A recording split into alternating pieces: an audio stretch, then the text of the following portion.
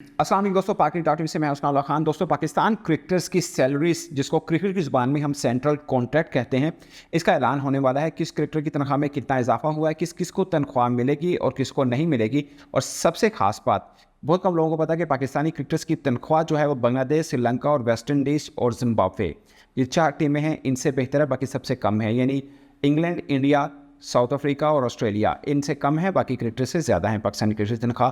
खासकर हम इस व्लॉग के अंदर कंपैरिजन करेंगे कि पाकिस्तानी और इंडियन क्रिकेटर्स की सैलरीज में कितना फ़र्क है। जैसे भारतीय जो सेंट्रल कॉन्ट्रैक्ट की स्लैब है, इसमें सबसे कम पैसे अर्शदीप सिंह, दीपक हुडा और संजू सैमसन को मिलते हैं। उनकी सबसे कम तनख्वाह भी पाकिस्तान में सबसे ज़्यादा तनख्वाह लेने वाले बाबर आजम से कहीं ज़्यादा है। और दूसरी खास अपडेट के T20 वर्ल्ड कप 2024 जो अमेरिका और वेस्ट इंडीज़ में होना शेड्यूल है, वो शायद तब्दील हो जाए और 2024 का वर्ल्ड कप जो है वो इंग्लैंड शिफ्ट हो। उसकी वजह ये है कि अमेरिका के अंदर क्रिकेट स्टेडियम जो हैं वो आईसीसी मयार के ऊपर अभी तक तैयार नहीं हुए, उतना टाइम भी नहीं है कि वो तैयार हो सकें। तो एक चांस है कि वो वर्ल्ड कप जो है वो इंग्लैंड में शिफ्ट हो जाए और 2030 का जो वर्ल्ड कप जो इंग्लैंड में होना है वो शायद फिर वेस्ट इंडीज़ में और अमेरिका में शिफ्ट हो जाए। मगर फिलहाल मुश्किल लग रहा है कि वेस्ट इंडीज़ और अमेरिका के अंदर 2024 T20 वर्ल्ड कप हो सके। इसके ऊपर हम बात करेंगे। सबसे पहले बात करते हैं पाकिस्तान क्रिकेटर्स की सैलरीज के ऊपर।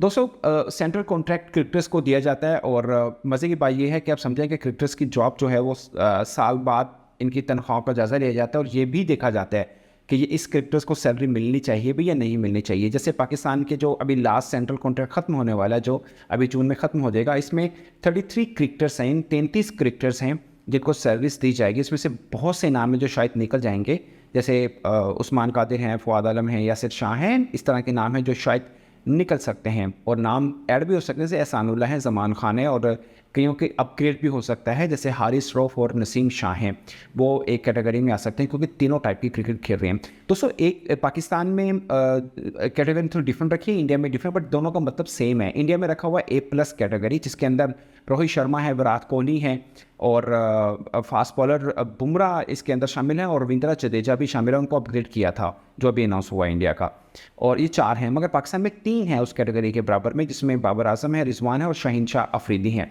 हैरानकुन तौर पर शादाब खान को वो कैटेगरी नहीं मिली है क्योंकि वो टेस्ट नहीं खेलते हैं। पीसीबी की A+ कैटेगरी के बराबर है white and red ball cricket के अंदर जो क्रिकेटर्स खेलते हैं उन तीनों कैटेगरीज में उसको A+ दिया जाता है। तो उसमें सिर्फ 3 ही क्रिकेटर्स हैं।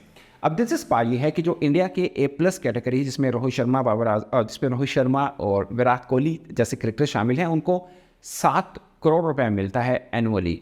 आप महीने का हिसाब लगा लीजिएगा, 7 को। अगेन आप एक चीज़ रखिएगा कि इंडिया की करेंसी जो है इंडिया का 1 रुपया पाकिस्तान के 3.5 यानी 3.47 रुपीज़ के बराबर है। आप इस चीज़ का भी जहन में रखिएगा। विराट कोहली की salary annually 7 crore Indian rupees बनती है, तो पाकिस्तानी में मैं 26-27 करोड़ बन जाएगी एक साल की। बहुत ज़्यादा सैलरी है, शायद पूरे पाकिस्तानी क्रिकेटर्स का सेंट्रल कॉन्ट्रैक्ट इसमें निपटा दिया जाए। लेकिन जो पाकिस्तानी क्रिकेटर्स हैं जैसे बाबर आजम हैं, उनकी जो मंथली इनकम बनती है वो पाकिस्तानी रुपीज़ में मैं बताने वाला हूँ 1.25 मिलियन है, यानी 12,50,000 के लगभग है। ये इनकी मंथली इनकम है जो बाबर आजम, रिजवान और शाहीन अफरीदी लेते हैं, इनकी जो सैलरी है। अब दोबारा जब सेंट्रल कॉन्ट्रैक्ट अभी अनाउंस होने वाला है, इसमें शायद 10 से 15% बढ़ा दें, मगर जो लेटेस्ट जो ले रहे हैं वो ये वाली सैलरी है। और सेम इंडिया की मतलब A+ कैटेगरी में 7 करोड़ एनुअली लेते हैं इंडियन रुपीज़ में, फिर 5, फिर 3, फिर 1 करोड़। मगर दिलचस्प बात यह है जिसमें संजू सैमसन हैं, दीपक हुडा हैं, अर्शदीप सिंह हैं, जो उनकी हमारी इमर्जिंग कैटेगरी है, उनकी C कैटेगरी है। इसके अंदर बहुत से क्रिकेटर्स के नाम शामिल हैं, मगर मैं उनके बता रहा हूँ जो दोनों तरफ के फैंस को मालूम हो। तो वो एनुअली 1 करोड़ इंडियन रुपीज़ लेते हैं, तो पाकिस्तानी वो भी तकरीबन 3.5 करोड़ बन गया, जो कि बाबर आजम से भी ज़्यादा हैं और रिजवान और शाहीन अफरीदी से भी ज़्यादा हैं। यानी अर्शदीप सिंह शाहीन अफरीदी से ज़्यादा लेते हैं, दीपक हुडा बाबर आजम से ज़्यादा लेते हैं, और ये वो मतलब एक है। मगर ज़ाहिर है BCCI बहुत तगड़ा बोर्ड है, और ये भी हैरानकुन बात है कि आमतौर पर समझा जाता है कि BCCI सबसे तगड़ा बोर्ड है भी, मगर इंडियन क्रिकेटर्स की सैलरी वर्ल्ड में सबसे ज़्यादा नहीं है, क्योंकि English cricket board India cricket board से भी ज़्यादा तनख्वाहें देता है। वो पाउंड्स में देते हैं, और जैसे उनकी A+ कैटेगरी के अंदर 7.5 करोड़ इंडियन रुपीज़ बनते हैं अगर उनकी फर्स्ट कैटेगरी में देखा जाए, जो कि इंडिया में 7 की इतना बहुत फ़र्क नहीं है, बट जो इंग्लैंड है उनकी सैलरी सबसे ज़्यादा है, फिर इंडिया और ऑस्ट्रेलियन क्रिकेटर्स के नाम आते हैं। तो दोस्तों ये है सैलरी का जो ओवरऑल पाकिस्तान और इंडिया क्रिकेटर्स में जो गैप है वो मैं आपको बताना चाह रहा था। अब हम बात करते हैं कि जो वर्ल्ड कप है, world cup 2024 T20 world cup, वो अमेरिका और वेस्ट इंडीज़ में खेला जाना है। वेस्ट इंडीज़ के अंदर वर्ल्ड कप के हवाले से जो राइट होल्डर्स हैं उनको एक चीज़ का रहता है कि टाइम स्पैन जो है वो बहुत बड़ा है। वहाँ पे जब पहले वर्ल्ड कप शायद 2010 का हुआ था T20 वर्ल्ड कप, उसके अंदर मैच मॉर्निंग में शुरू किए थे ताकि एशिया के अंदर वो काउंटर हो सके, टाइम जो है एडजस्ट हो सके। मगर ये वजह नहीं है, वजह ये है कि अमेरिका के अंदर जो मैचेस होने हैं, जैसे खबर ये भी आ रही थी कि 2024 का जो पाकिस्तान इंडिया मैच है वो हो सकता है यूएस के अंदर हो, क्योंकि अमेरिका के अंदर पाकिस्तानी और इंडियन कम्युनिटीज़ की तादाद बहुत ज़्यादा है, तो वहाँ पे स्टेडियम भरा होगा।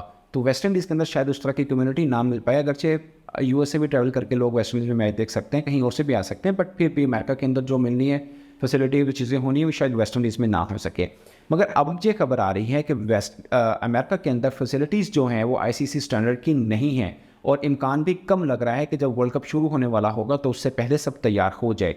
तो आईसीसी अभी से सोच रहा है कि क्यों ना हम जो मेज़बानी की पेशकश है वो इंग्लिश क्रिकेट बोर्ड के दे दी जाए, और उन्हें कहा जाए कि 2024 का जो वर्ल्ड कप है वो करा लें, क्योंकि England of course hard time ready है वर्ल्ड कप कराने के लिए और कोई भी इस तरह का इवेंट कराने के लिए। और शायद फैंस भी पसंद करें कि इंग्लैंड में वर्ल्ड कप का मिला हो, तो और उसमें भी एक ख़ास चीज़ जो मैं हमेशा जो मुझे लगता है कि ये चीज़ मैटर करती है कि इंग्लैंड के अंदर भी पाकिस्तानी और Indian fans, Bangladeshi fans, Sri Lankan fans बहुत बड़ी तादाद में होते हैं, और ये 4 टीमें हमेशा कवर अप होती हैं जब इनके मैचेस होते हैं।